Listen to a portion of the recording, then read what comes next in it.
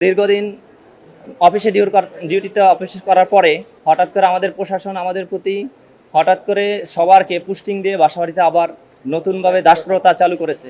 আমাদের অনেক ভাই বোনেরা আছে জাস্টিস মহোদয় স্যারদের বাসায় বিভিন্নভাবে অত্যাচারিত, জুলুমের শিকার, নির্যাতিত।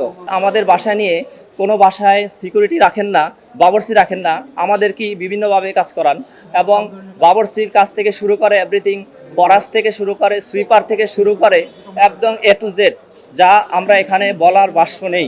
আমরা আর বাসা বাড়িতে যেতে চাচ্ছি না। আমরা সকলে দীর্ঘদিন সুপ্রিম কোর্টের নিয়োগপ্রাপ্ত হয়ে বাসা বাড়িতে কর্মরত ছিলাম।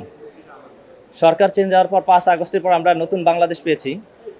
সেখানে আমাদের সাবেক প্রধান বিচারপতি মহোদয় সৈয়দ রেফাত আহমেদ স্যার আমাদের সকলকে 3 জন জাজেস কমিটি গঠন করে মাননীয় বিচারপতি ফারা মাহবুব, মাননীয় বিচারপতি শশাঙ্ক শেখর মহোদয় স্যার, মাননীয় বিচারপতি আশফাকুল ইসলাম মহোদয় স্যার, তাদের জাজেস কমিটি গঠনের ফলে আমরা সবাই অফিসে চলে আসি এবং আমাদের সকলের নিকট খুব সবাই সবভাবে অফিসে আরামে ডিউটি করছিলাম এতদিন। কিন্তু দীর্ঘদিন অফিসে ডিউটিতে অফিস করার পরে হঠাৎ করে আমাদের প্রশাসন আমাদের প্রতি হঠাৎ করে সবারকে পুস্টিং দিয়ে বাসাবাড়িতে আবার নতুনভাবে দাসপ্রথা চালু করেছে।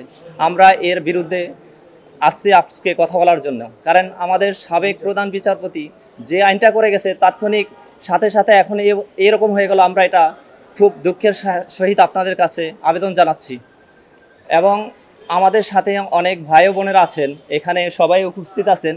তারা দীর্ঘদিন বাসাবাড়িতে ডিউটি করার কারণে সাপ্তাহিক কোনো ধরনের ছুটি পায়নি এবং ঈদের দিনও ডিউটি করা হচ্ছে, যেটা আমি নিজেই এর ভুক্তভোগী।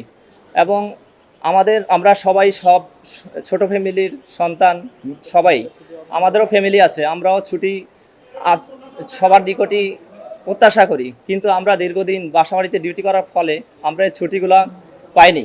আমরা সব দিক দেখে আমরা ত্যাগ তিতিক্ষা করে আমরা আজকে সিদ্ধান্ত নিয়েছি আমাদের সুপ্রিম কোর্ট প্রশাসনের নিকট আমরা আর বাসা বাড়িতে যেতে চাচ্ছি না।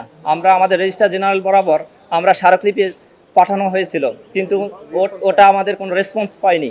এজন্য আমরা দৃঢ় প্রতিজ্ঞা নিয়ে আমরা সকলে একসাথে এখানে একত্রবদ্ধ হয়েছি, কারণ আমাদের সর্বশেষ কেন্দ্রস্থল অভিভাবক ছিল সুপ্রিম কোর্টের রেজিস্ট্রার জেনারেল। তাদের কাছ থেকে আমরা কোনো ফিডব্যাক পাইনি।